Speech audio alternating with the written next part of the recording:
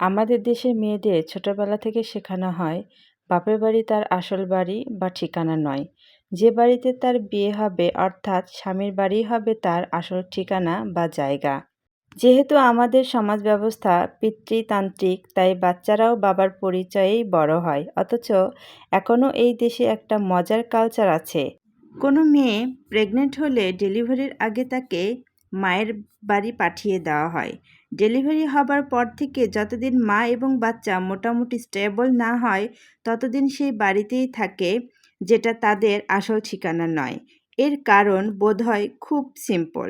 ওই নকল বাড়িতে যে আদর ভালোবাসার যত্ন মা এবং শিশু পায়, পৃথিবীর আর কোথাও সেই ভালোবাসা আশাই করা যায় না।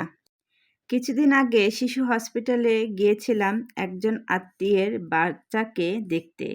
সেখানে ইমার্জেন্সির সামনে এক ভদ্রলোককে এইভাবে দীর্ঘক্ষণ স্যালাইন এর ব্যাগ ধরে থাকতে দেখে জিজ্ঞেস করছিলাম, উনি বাচ্চার কে হন? জানতে পারলাম উনি বাচ্চার নানা। বাড়ি থেকে বের হবার পর থেকে এভাবেই স্যালাইনের ব্যাগটা ধরে আছে, পরের আমানতের জন্য। এই ধৈর্য, এই ভালোবাসা বোধহয় একমাত্র নানা নানি নামক প্রাণীর মধ্যেই থাকে, যা আর পৃথিবীর অন্য কারোর ভিতরে খুঁজে পাওয়া যাবে না। আল্লাহ প্রদত্ত দেওয়া সম্পর্কগুলো ঠিক কেমন যেন উলটপালট আমার কাছে মনে হয়। কারণ একটা মেয়ের আসল ঠিকানা যেটাকে বলা হয়, সেই ঠিকানার মানুষগুলো সম্পর্ক ঠিক থাকলেও তাদের ভিতরের ভালোবাসা, যত্ন, মায়া, মহব্বত কোনো কিছুই ঠিক থাকে না।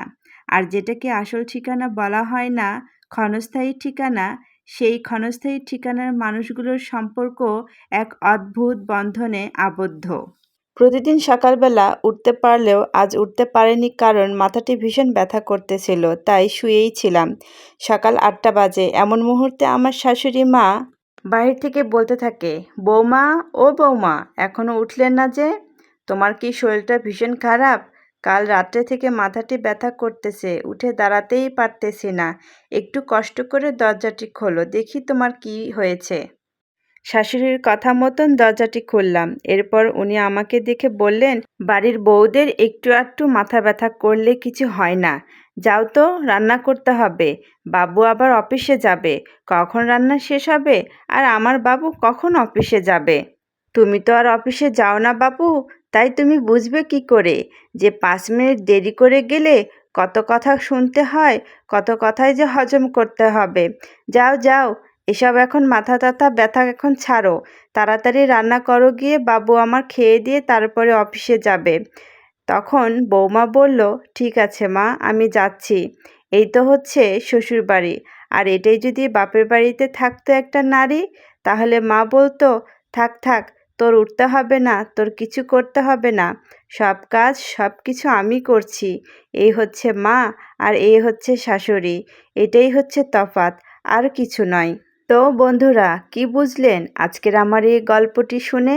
একটা কথা তো ক্লিয়ার হয়েই গেল, তাই না? কোথায় আমাদের আসল ঠিকানা আর কোথায় হচ্ছে আমাদের নকল ঠিকানা। গল্পটি যদি ভালো লেগে থাকে তাহলে অবশ্যই আমার ভিডিওটিতে লাইক কমেন্ট করে যাবেন। আর অবশ্যই বলে যাবেন কেমন হয়েছে আজকের এই গল্পটি।